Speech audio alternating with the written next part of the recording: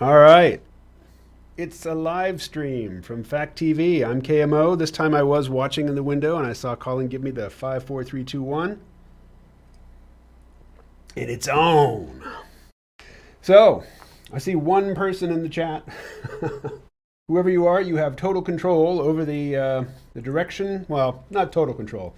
You're sitting in a high leverage point. We'll say that. Over the direction of the stream. But at first, the only thing I really had planned to talk about was Greta Doonberg and Theodore Kaczynski, aka the Unabomber. And maybe we can get a picture of the two of them up on screen.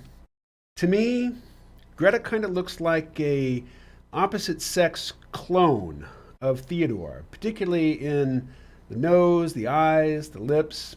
And Colin has a suggestion as to what that might be. I won't say it though, because I have no reason to believe it's true. Well, other than Colin's persuasive explanation. But Greta, there are memes about, and I sent one to Colin, but it wasn't a nice 9:16 aspect ratio, so it doesn't fit the screen very well. But there's lots of them. There's many variations showing the virgin Greta Thunberg and basically how lame she is, and the Chad, Theodore Kaczynski, because man, he really went for it. He took action. He published 35,000 words, and he twisted the arms of mainstream media with, fear of retribution, fear that he would continue his bombing spree. I don't approve, by the way. Let me just put that out there. Back in 2013, I created an audiobook of the industrial society and its future, otherwise known as the Unabomber Manifesto. And I was playing that on a live stream earlier today. We got through, I think, paragraphs 1 through 51 or something like that. Less than the first 76, which is what that first episode was. And he's talking there in the very beginning mostly about leftists. Leftists not as political people, but leftists as a psychological type. Leftists who have intense feelings of inferiority and powerlessness, but who are also, as he described them, over-socialized. They have been overly impressed with, what society expects people to do and not do, and basically their primary motivation in life his primary motivation in life is to, the leftist primary motivation is to, in very antagonistic terms, take some value that society at large claims to hold, and then pushes their own values. They value that one societal norm more than the larger society does, and it chastises. The leftist chastises the society in a very angry tone, very like a prophet, like a biblical prophet, to say, "You, industrial civilization, you, society, are not living up to your commitments to whatever, diversity, equity, inclusion." I mean, these are all very modern terms, and Kaczynski was writing back in the 90s. I was at the University of Missouri, Columbia back in the 90s when he got caught. Actually, when he got the New York Times, I think it was, to publish his manifesto. But even before it was published online, or before it was published in the newspaper, I found it online. There wasn't online back in the early 90s, particularly if you were in a university. I found it, I printed it out, I started to read it, and I was a philosophy grad student at the time. I had my own studies, and I was also a teaching assistant, so I had papers to grade and things like that. And while I wanted to read it, I was also looking for an excuse not to read it. So I read it, and I didn't get that far into it. And at the time, his criticism of leftists as a psychological type, I didn't have a whole lot of experience with it. In the mid-90s, you kind of had to, that was still pretty much a subculture. It wasn't the dominant culture on university campuses the way that it is now. So I read it. I don't know how much of it, less than half, I would say, and probably less than a third. And I just concluded that it was poorly written and not worth my time, and I stopped reading. And I say I was looking for an excuse to come to that conclusion. And then I reread it many years later, and I think it was because of the Bill Joy essay in Wired magazine, "The Future Doesn't Need Us." In that, he excerpts bits from the manifesto and comments on them, and I think that's what made me go and find it again and reread it. And that was what, like 1999, 2000, somewhere in there? So it had been in my head for over a decade when I was doing the C-ROM podcast, the C-ROM Vault podcast. This is like the first, 25 episodes or so. And I just reread it and I thought, hey, I need to share this. And also I had pretensions of becoming an audiobook narrator. And I thought, well, better start practicing. What better way than to just take something which is in the public domain. And I'm not even sure it's in the public domain, but I was pretty sure that Kaczynski didn't really have the means to pursue like a cease and desist action from prison.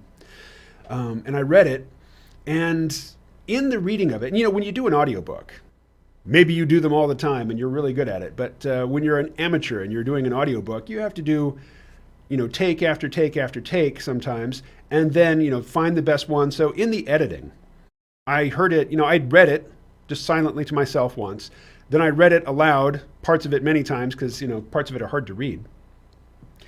And then going through it again in the editing stage is when it really, I really got familiar with the content of the book. And it was at that time, 2013, when I really started to think, what? This Kaczynski guy is really onto something. But at the time, I was like coming out of my peak oil phase at that time. Maybe I was still in it, but I was near the end. I'd gotten to the point where peak oil didn't fit so well anymore. But there's a critique of technology. There's a critique of industrial technology, society-wide technology, system-dependent technology. A hoe, a spear, a machete, an abacus. These are all pieces of technology, but they don't depend on a whole industrial system to work. You just pick them up, or if it's an abacus, it's on the desk in front of you, they just work. But they require skill from the user. And, the user and the tool together create something that is more than either of them. And, like this. I really like this Microsoft Surface Pro 5. It's a very nice machine, but without the internet, it's pretty useless. Without the electricity grid, it's completely useless. So this is, system-dependent technology, and this is the kind of technology that the peak oil people were criticizing, and it's also the type of technology that Kaczynski was criticizing. And he wasn't even criticizing it so much, just saying that. In fact, I'd even forgotten about this part of the manifesto. In the very beginning, the very opening chapters of the manifesto, he says, it's possible that this technological system is going to fall apart. It's going to crash. But it's also possible that it won't. And if it doesn't, it's possible that in the very long run, the system will work itself into a sort of stable state where there's a very low level of human misery inherent in the technological system. But he says, if that comes to pass, it's way on down the line. And from now forward to the foreseeable future, it's just going to get more and more miserable. And he's writing this in the mid-90s. And looking back on it from the first real year of the 2020s, it seems increasingly prophetic. And we didn't get to this part earlier when I was playing the audiobook on the stream. But one of the things that impressed me most back in 2013 when I read it was his notion of social control and behavioral control and technologies of behavioral control. And wow, have the technologies of behavioral control not grown up under our feet slowly at first, imperceptibly at first, but now, wow, it's like we're up to our necks in quicksand in this stuff, particularly with social media, which did not exist when Kaczynski was writing this stuff. So one of the things that he said in the early paragraphs, I don't know that there are chapters necessarily, but in the early paragraphs of the manifesto is that technologies for social control at first will only be used on the extreme behavioral outliers. But once they've been brought into the fold, once their extreme deviation from societal norms has been eliminated, well, then the spectrum of deviation shrinks, and the would-be, the leftists as psychological type, or the people who are the enforcers of the norms of industrial society, they then adjust their sights and they look at the new outliers, people who previously, weren't extremists, but by the new standards, given that the behavioral modification techniques and social control techniques have eliminated the previous outliers. Well, now people who are less severely deviant from the norms of society are the new extremists, and those people become the objects of increasingly sophisticated social control. There's a feedback loop. You know, as you learn to shut down certain unapproved behaviors or speech behaviors or thoughts, the techniques that you use to do it, you know, they get more refined. And today, I mean, Kaczynski wasn't talking in these terms, but in today's lingo, we might say that the more big tech exercises control over our speech online, the better they get at it, because they're collecting more and more of our data. And they're getting more data about how we respond to certain stimuli, which gives them more nuanced control, you know, over the stimuli they present to us in order to get us to bicker with one another and ignore the growing power centers. So it's this manifesto, which in, I guess it was 94, 95, I forget when I printed it out, but at the time, I say I was looking for an excuse to dismiss it so I wouldn't have to read it. I think that goes on a lot. I think there's a lot of that happening in the university. Maybe we're past that stage now where, you know, anything written by a white man who's didn't express or articulate a value system which is acceptable to, you know, 20-year-olds in 2021, they've just decided we don't have to read that stuff. That stuff's problematic. But, you know, I was doing that back in the 90s with Kaczynski, thinking I'm looking for a reason to not read this, even though at some point I decided I needed to read it. Now I'm looking for an excuse not to. And the excuse I came up with was just, it's poorly written. And now that I look back on it, it's dry, but it's not poorly written. It's very clear. It's very clear. But, you know, of course, I've read it many times now. So even an unclear book, even a very convoluted book, if you read it multiple times over many years, you'll start to get stuff out of it. All right, let's see what's in the chat. What have we got? Not much. Nature bats last. C-Realm vibes. Thanks, you still got the chops. Well, thank you very much, Nature bats last. Hikane say it's possible it'll fall. It's possible it won't. Very wise words. 100% true. Yes, yes. X or not X. You might say it's a tautology. All right. Somebody asked me a question, or I'm just going to keep rambling. All righty. Keep rambling. Greta Doonberg. Somebody asked me on the C-Realm podcast discussion group on MeWe.com.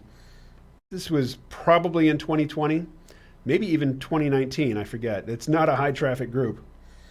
Is the manifesto unclear? Asks Hikane, or is it unclear in your mind?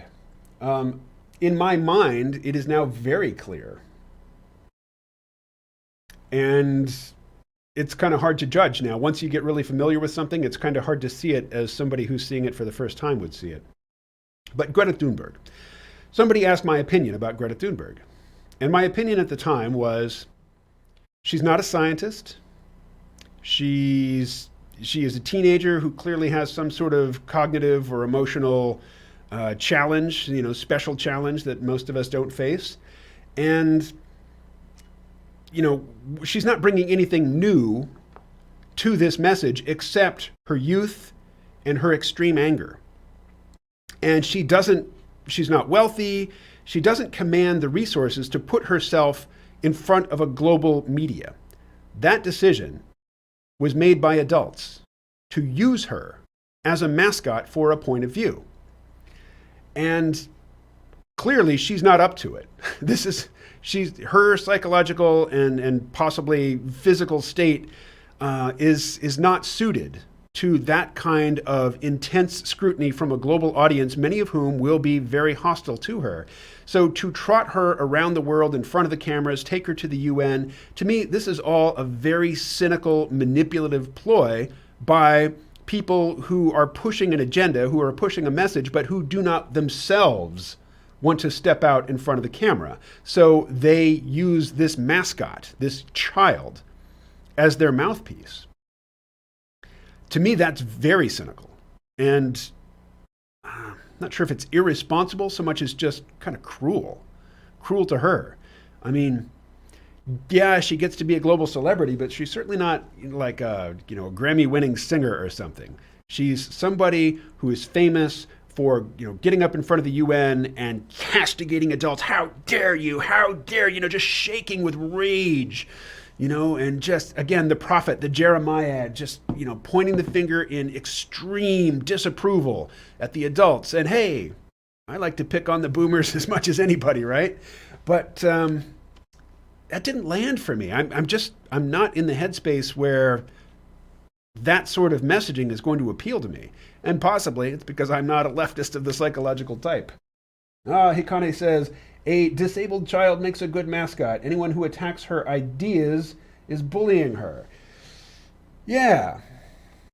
Again, this is not a criticism of her. She, clearly her focus on this issue is empowering to her. But somebody saw her as a useful tool, and they utilized her. And to me, it's just really cynical and manipulative and cruel and cowardly, because the people who are expending resources and making use of their social connections and their business connections in order to put this child on screens around the world, as a representative of this angry, anti-human, industrial technology, point of view, they don't have the balls to step onto that podium themselves. Or, maybe, as Kaczynski says, they're leftists of the psychological type, and they think of themselves as losers and as incapable of articulating that message. And maybe they're right about that. I don't know. All right. Again, folks, in the chat, you are in a high leverage position. Ask me a question, I will answer it. All right, in the meantime, let me just say that, Benarubber, finishing up The Great Divergence, China, Europe, and the Making of the Modern World Economy by Kenneth Pomeranz, is his name. Interesting that China's culture uses more intensive labor. Oh, I'm probably going to get the names and the personalities wrong in this, but there was an American industrialist, or maybe just a rich dude, or I forget who it was, but a representative from the United States went to China in the 70s and saw that there was a big work crew digging a ditch or digging maybe a canal with shovels, and he said to his hosts, wouldn't it be more efficient to use, large equipment to do this? Steam shovels, road graders, things like that. And they said, the point here is not to dig the ditch. The point here is to provide employment, to give these people something to do and to give them a means of making a living. And he says, well, then why give them shovels? So, but that's one thing that I think, I'm very critical of China. Very critical, particularly, the Chinese Communist Party. And if I say anything negative about China, it's always me being lazy and not just saying the CCP and just saying the one word, China. But one thing that I think they do, I'm not sure it's right, but it's at least somewhat admirable. They don't provide social services. For them to consider themselves communist or socialist, to me, is ridiculous, because socialism, in my mind, means providing something to the people. The people owning the means of production and distributing the benefits of the means of production to the general populace. China doesn't do that. China is, they concentrate wealth just like we do here in the West. But one thing that they do that we don't do here is they make sure that there is lots and lots of employment. They are more interested in keeping everybody employed than they are in siphoning as much wealth from the bottom and the periphery to the center and the top. Whereas here in the U.S., we just can't seem to care. We're automating jobs away, and there's, people wring their hands over it. Andrew Yang talks about, he knows the giants of Silicon Valley. He talks to them behind the scenes, and they say, yeah, we really are creating a perfect storm here, particularly when we automate away all the driving jobs. And I know that there are people who are skeptical that will ever happen, and I'm sympathetic to your arguments, believe me. Alrighty. Ben Rubber continues. Do you think that encouraging intensive labor, as many young folks are interested in alleviating their climate anxiety with small-scale farming, as a way to take the edge off unemployment? I think, back in the 2020 Democratic primary. I was a fan of Andrew Yang. I sent money to his campaign, and his major policy proposal was universal basic income. And that was the thing I liked least about his candidacy. I mean, I liked his personality. I liked his data-driven style. I liked that he had all of these, policy proposals on his website. And I really just liked his positivity, really, and his history. He had been a job creator at a nonprofit that he had started. But I wasn't such a big fan of UBI. And, Bernie Sanders, I'm in Vermont. In 2016, I was a big Bernie Sanders guy. And a lot of the people I know here, they were still in 2020 very much devoted to Bernie Sanders. And so there were some, behind the scenes private debates, we'll say, animated conversations about the relative benefits or merits of UBI versus a federal jobs guarantee. And I personally don't want a job with the federal government. I'm doing stuff already. I'm making podcasts, I'm shooting videos, I'm drawing comics. I'm doing okay. I would just like to make more money. My days are full. I just want more money. And I don't want to go to some make work bullshit job that the government provides. But there are a lot of young people who would very much like to get into small scale polyculture, organic, permaculture, intensive growing, whatever you want to call it, farming. High touch farming that involves a lot of human intention and activity and labor, but they don't have access to land. And they have financial commitments that they have to maintain, and the only way that they know how to satisfy them is to go and trade their time for money in some soul-deadening job. And if the federal government could come up with a project to give those young people access to land, access to tools, access to startup capital, seeds, maybe some stock, animals, that would be a great use of federal funds, in my opinion. I would be all about that. And in fact, I like that. And even if it's more efficient, even if you get more calories for for every dollar input from industrial agricultural techniques, I still think it would be a very good thing to do to fund, to give young people the opportunity to try farming. They're under no obligation to stick to it for life, but they could learn a lot. And, I was complaining earlier about the social control manipulation that takes place coming mostly from Silicon Valley and Beijing and Shenzhen, but really from all over. But at the same time, the internet is really great for sharing information, sharing techniques. I mean, where would organic farming be right now without WWOOF, without willing workers on organic farms, which is an internet-based way of connecting people who want to learn with farmers who are established who could use the help and who can teach them. Alrighty, FunSmart. FunSmart says, is there hope for the Gray tribe in this time of extreme polarization? There is no possibility whatsoever that the Gray tribe is going to grow in size and influence to rival either the blue or the red.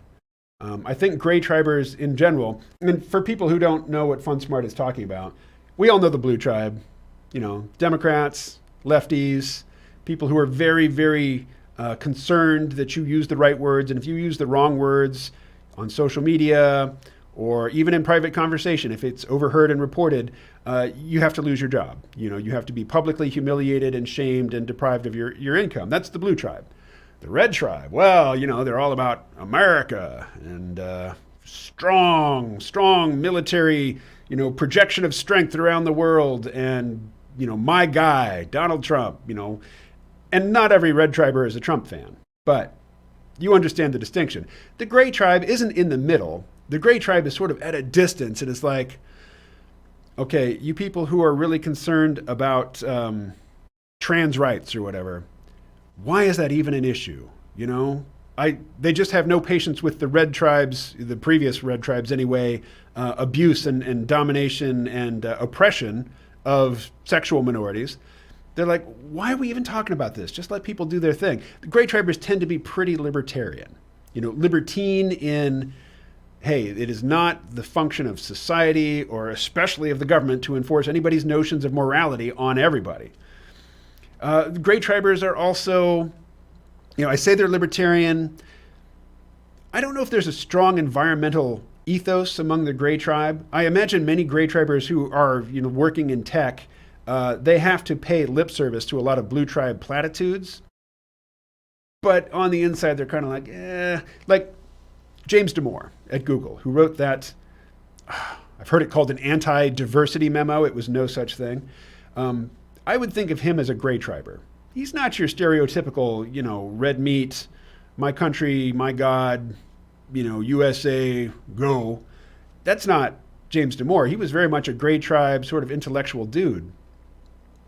But he stepped out of line, in an industry and in a social environment which is dominated by the Blue tribe, where you can be fired from your job if it becomes known that you made a political contribution to a red candidate. So, is there hope for people like that in Silicon Valley? Well, they can make money as long as they don't have to have their opinion heard or acknowledged or validated. If they can just keep their head down and keep, writing code, there's hope for them as individuals. But as a tribe, no, they will always be irrelevant. And I say they, I'm a Gray triber. Ben Rubber, energy constraints, ecological degradation from large-scale industrial ag, ? Yes. Dryland Fish, speaking of critical analyses, any thoughts on the new Adam Curtis doc? Being a tad lengthy, I have not waded through it as of yet. Okay, so for those who don't know of Adam Curtis, he's a British documentarian, and his specialty is to write these super long essays, which he then narrates himself, and then instead of going out and shooting footage or doing interviews and stuff, he just dives into the BBC's massive, extensive film archives and pulls out relevant footage. I didn't know that he's got a new documentary. The most recent one I watched was the one, what was it called? Hypernormalization, which is great. If you haven't seen Hypernormalization, which it's at least 4 years old now. I mean, it was coming out right as Trump was taking office. And it details, not only the rise of Trump, but also Muammar Gaddafi and in Libya, and how, he really had nothing to do with the Lockerbie bombing over Scotland, but the various political forces found it expedient to blame him rather than point the finger where it should have been pointed, which was at Iran. And Gaddafi discovered that he liked being in the spotlight, even if he was only in the spotlight because people were making false accusations against him. He decided to play it up, to not deny it, just to give himself this international status of celebrity, and in order also to promote his ideas. He had his version of the Little Red Book, the Middle Way, I think he called it. And so that was the last Adam Curtis documentary I watched. I didn't know there was a new one. So if there is, I'm excited to see it, but no, I have not seen it and cannot comment on it. Maybe next week. Johnny Sanfilippo, I hope I'm pronouncing that correctly. What can individuals do with the space that we have some control over? I'm content to roll with the bigger systems, but have a sub-rosa parallel life. Is that realistic? Well, you kind of have to roll with the greater system. I mean, or end up like Kaczynski, and maybe you don't roll with it, but you don't push back hard enough to end up with, 8 life sentences or whatever Kaczynski is serving. In which case, your resistance is trivial. It's really just for your own psychological benefit. And really, there's probably better ways to soothe your psychic discomfort than to push back against the system. Definitely, a warrior blends with life, flow like water, all that stuff. Is it realistic that you're going to mostly go along, but also have this sort of separate life, which is not in sync with the demands of the larger culture? Probably. Let's go back to farming. I mean, I haven't gardened in years. Last year I had a very token little patch in a neighbor's garden, but I haven't gardened seriously in quite a while, but I really, really enjoyed it when I was doing it. For me, gardening is a year spent in front of a computer screen. January is the same as March, is the same as July, is the same as November. It just doesn't matter. You're indoors, you're staring at radiant light from a screen. In climate controlled, HVAC mediated, it's homogenous. Whereas in the early part of the year, if you live in a cold place, you're starting your seeds indoors. You're attuned to the expected last frost date. You're making some calculations. Do I want to put stuff out early and get a head start on it, and but risk losing it to a late frost, or do I want to be more conservative with it? And you have to have knowledge of a variety of different plants and how they adapt, to the changes of the seasons and when to put them out and what to plant them next to. And it's all very involving, but the experience changes from day to day. And sometimes your plants are at a stage where you need to be conscious of what time of day it is. How much sun have they had today? Do I need to go out and put up a row cover or something? And you spend months and months tending your plants like that. And then when you finally get something, I mean, there are early crops, but like when your tomatoes come in late summer, or when you pick that first cherry tomato or that little sun gold tomato off the vine and it's hot, from being in the sun, and you bite into it and it's like biting into bloody flesh that's, still living and alive, but so sweet. I mean, you can't buy that. You can go to the store and buy a cherry tomato, but you don't get that experience. And so, you're not changing the world with that. You're not deconstructing industrial agriculture. You're not holding back the erosion of the middle class. You're not striking a blow for freedom or privacy or anything, but it's very satisfying and worth doing, I think. So we tend to get into this mode where we say, instead of asking, is this thing worth doing? We ask, is this the answer? Will this fix everything? And if the answer is no, then forget it. There's nothing that's going to fix everything. Infinite free power. Suppose we get fusion that is cheap and safe and provides limitless electricity. That doesn't solve all of our problems. That doesn't cure cancer, but it would still be quite a boon. So all or nothing thinking, I think, is to be avoided. It's good to train yourself to identify it in others, but more importantly in oneself, and nip it in the bud. But gardening, if you haven't done it, give it a shot. This is financial advice.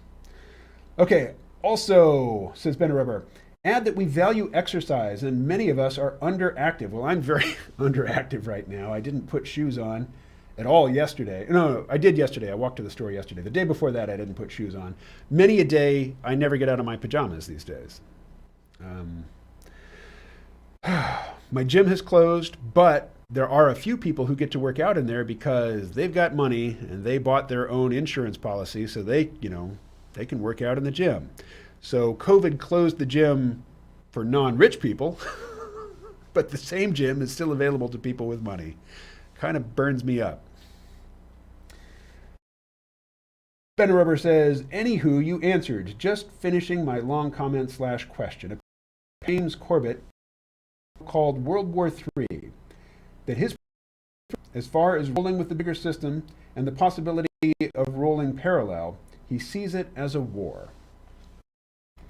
So I like James Corbett. I think it was you, Ben Rubber, who pointed me in the direction of something he had written about trying to send a package at the post office, and he couldn't do it because they wouldn't allow handwritten like customs forms to be affixed to packages anymore. You had to download an app, from the post office website and use the app to print your customs forms.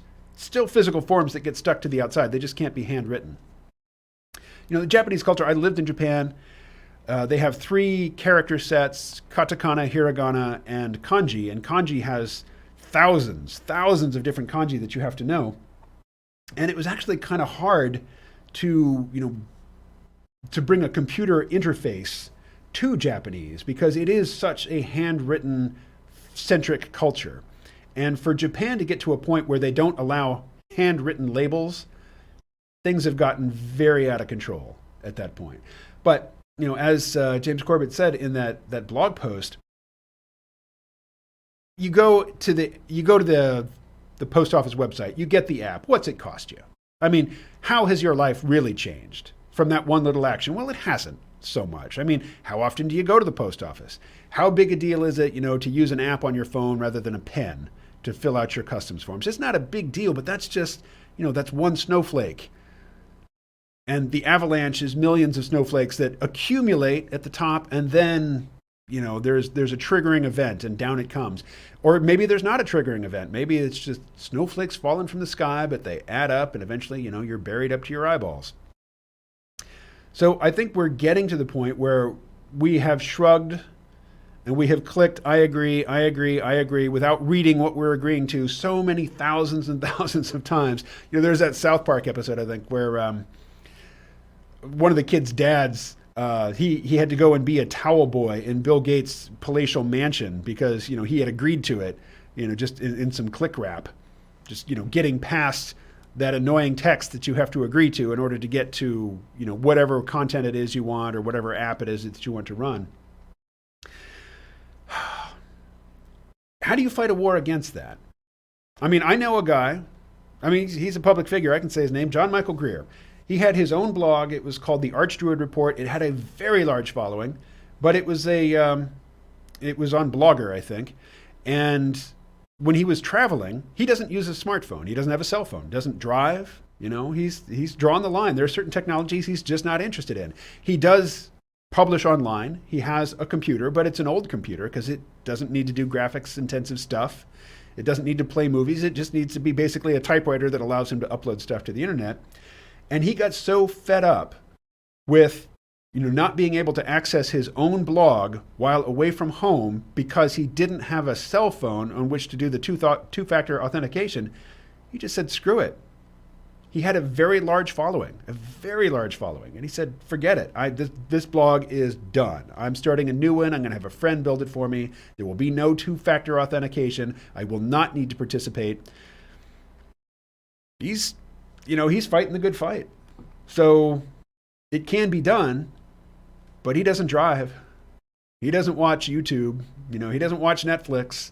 He doesn't like filmed entertainment. He doesn't like to watch figures on a screen and listen to their voices. He likes to read. Are you willing to go that far? Because as far as I can see, that's like the ante. He's still tracked. If he leaves his home, this world is full of cameras and there are databases that have his face in it.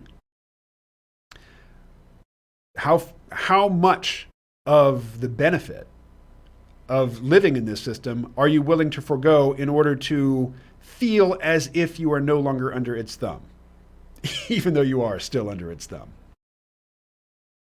And, I don't even have a hint of a suggestion. It's just a question that I struggle with. Alrighty, what else? Parker says, hello. Well, hello. All right, I need more questions. Or I'll start talking about my favorite TV shows. I have two favorite TV shows right now. One's a comedy, one's a drama. The comedy is Resident Alien. It's on Sci-Fi, stars Alan Tudyk. It's just funny. I'm Gen X. I went to college in the 90s. All of my peers loved Seinfeld. And I couldn't watch it. I couldn't stand it. And I couldn't stand it because of the character of George Costanza. And, George Costanza is like the Larry David stand-in. That's later. Larry David had his own show. What was it? Curb Your Enthusiasm. And it's all just that George Costanza humor. It's that, socially inept, lying when you don't have to, digging your own grave because you're so inept. Socially, that just makes my skin crawl. I can't stand that sort of humor. And yet that's what's happening in Resident Alien. But it's not, I guess it's palatable to me because one, Alec Tudyk is very talented and it's very well written, but because he's an extraterrestrial who has taken the form of a human that he killed, but he's very, very intelligent.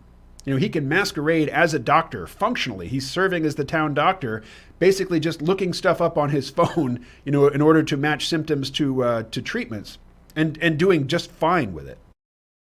But the places where he falls down are interactions with other humans, and the other humans around him, when he's being completely inappropriate, you can see them rationalizing it, And so I think it's just the distance of he's not human. Therefore, it's okay for him to be this clueless while also being hyper competent. That makes it really funny to me. And I read a fair amount about humor, like meta, like how to write humor, how to be funny. And the difference between a heroic character and a comedic character is competence. James Bond is a heroic character. He's not in any way a comedic character because he's good at everything he does. He's good. I mean, he knows, he's got good taste. He knows how to gamble. He knows his liquor. He knows his fine food.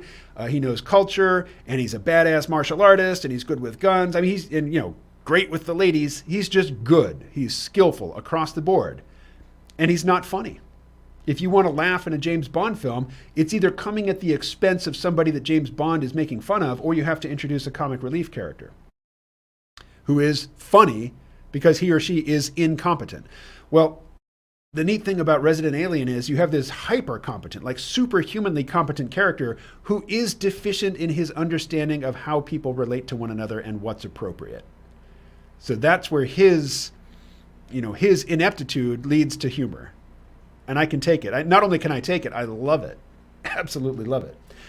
My favorite drama is Snowpiercer. And, just like the movie, it's like the whole world is dead except for the people on this train. And the people at the front of the train are rich and powerful and privileged. And the people in the middle of the train do all the work for the people at the front. And the people in the back, everybody else in the train would just prefer that they just die. They have no use for the people in the back, people in the tail, the tailies. And in the movie, directed by Bong Joon-ho, and who is also an executive producer on the series, you've got Chris Evans, basically Captain America in baggy clothes so you can't see how big and muscular he is because he's supposed to be starving in the back of the train with the other tailies, leads a revolution, and it's just a fight from the very back of the train to the very front, and along the way you get to see all the different sort of pockets of culture and privilege and wealth and power. But in the framing device for the first season of the TV show is that there's been a murder up in first class. And there's a guy in the tail who is a former police homicide detective. So the powerful people go back into the tail and they recruit him and they bring him forward. And as he's investigating the murder, he gets to go all over the train. It's not just this progression from the back to the front. And it's a much bigger story, longer story, more involved with more characters. But the message is just very, very clear. I mean, the main character says it repeatedly. This train is a monument to class stratification. It is a monument to class, he says. And that's the message of the show. And it's like on the nose.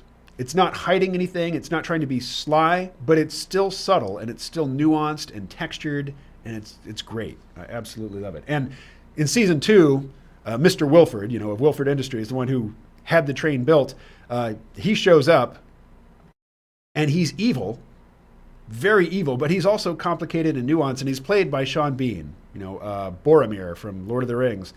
And this is possibly his meatiest role. It's like his best performance and his most worthy role. I just love this show. Anyway. Sigma 6 writes, buying seeds and silver with my stimmy. Let's not mention the stimmy. I didn't get one, and I won't get one because I didn't file my taxes last year.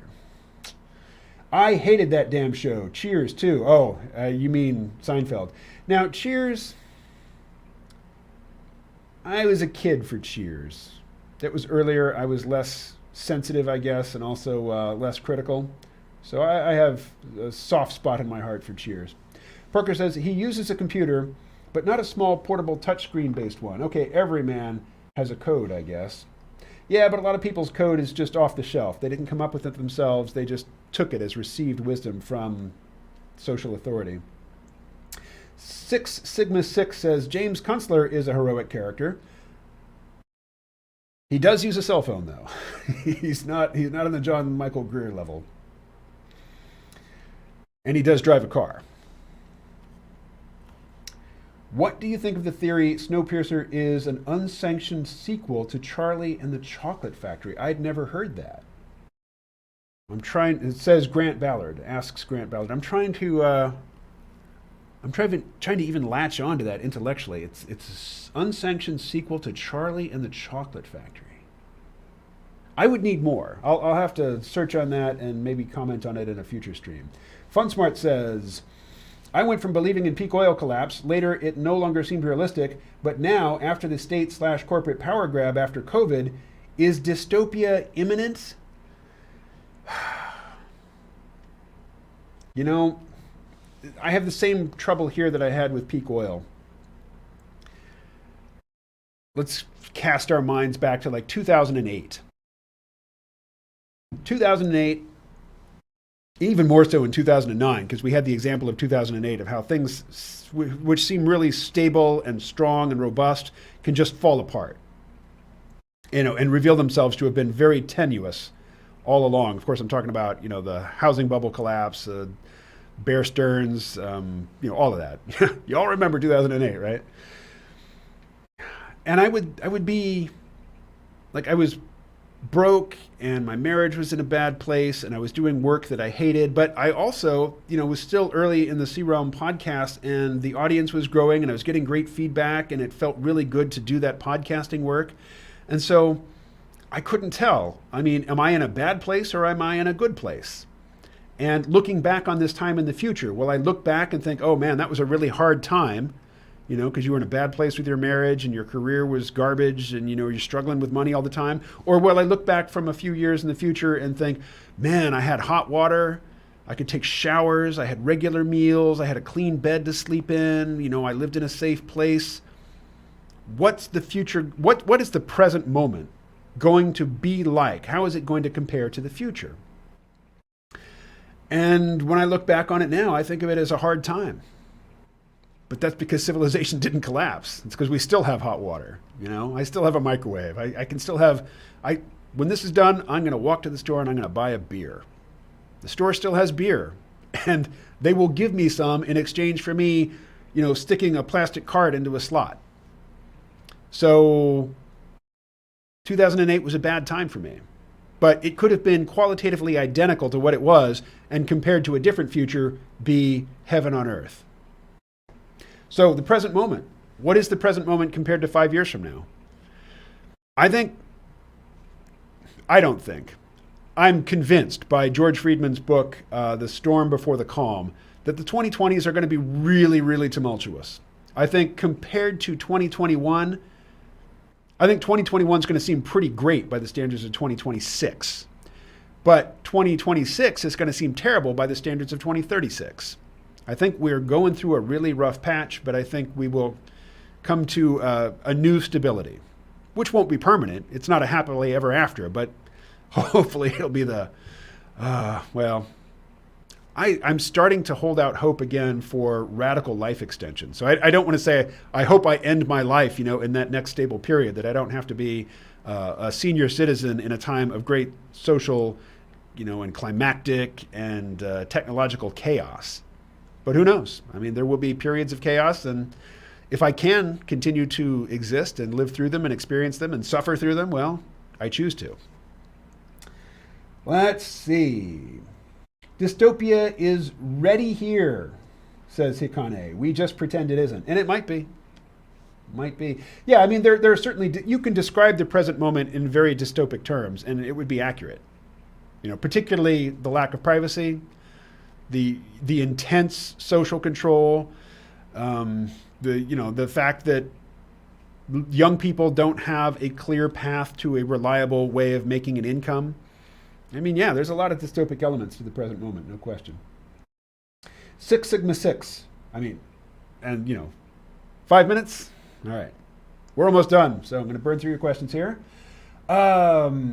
Despite the fact they had no wealth on the island, the Howells of Gilligan's Island were still afforded respect for their wealth. Yes. Mm-hmm. Yeah, which just, I guess, goes to show that, one, it was a comedy. It was absurd. But also, yeah, there's a bit of social commentary there that even though money, you can't buy anything on the island. There are no stores. There is no Amazon. There's no catalog companies. There's nobody trying to sell you anything. Nobody offering to sell you anything on the island. But still, their social status is having been rich, privileged, respected, carried over. Last American Vagabond, James Corbett, Allison Morrow, Jamie Lee Quinn, and KMO on C-Realm are all good to follow on the corporate power grab thread. Thank you, Ben Rubber. I'm not familiar with Last American Vagabond, so other than that, you've placed me in good company, and I appreciate that. All right, Parker writes, have you seen the most recent episode, and how do you feel about the change in power on the train? I don't know if you want to spoil, but I have seen it and would be interested in a reaction. I have seen it. I imagine that there are people hearing me talk about Snowpiercer not for the first time who've thought, yeah, I'm going to check that out, but they haven't gotten around to it yet. So I'm not going to say, what has happened. But yeah, it's a gut punch. And we've already had a sort of flash forward. We've seen something 2 episodes back, which hasn't actually happened yet, in the timeline of the train. So I was watching that last night, and I was just on the edge of my seat, metaphorically speaking. I was really caught up in it, the tension, the danger that the characters were in, the dawning realization of the main character as he sees this antagonist deftly executing the master plan to seize power. It was very well executed, and I just love that show. It is my favorite drama on TV, or on the device which serves as a TV, but which is not TV. Alrighty, and Parker says, I feel like KMO should be wearing a blazer or suit jacket in this fancy studio environment. I could, I suppose. I do have one jacket that fits. I'm proudly displaying, I think, my one of 2 green shirts that I have because it is St. Patrick's Day. Alrighty. Well, I think I need to be wrapping it up. So let me just say, hey, I post to Instagram every single day. Every day I post to Instagram, thanks to Rose, who reminds me. And I have 600 Instagram followers now, up from 300 or so a few months ago. So check out the artwork that I do. I'm looking to get into non-fungible tokens, NFTs. I'd like to start encoding some of my own artwork as NFTs and putting them up for sale. And so far, the technology and the implementation has eluded me, and I would like some help. So if there's anybody out there who'd be willing to do a screen share on Zoom or something and just walk me through the whole process, I would very much appreciate your help and would return the favor in any way that my skill set would be helpful to you. All right. I think we're done.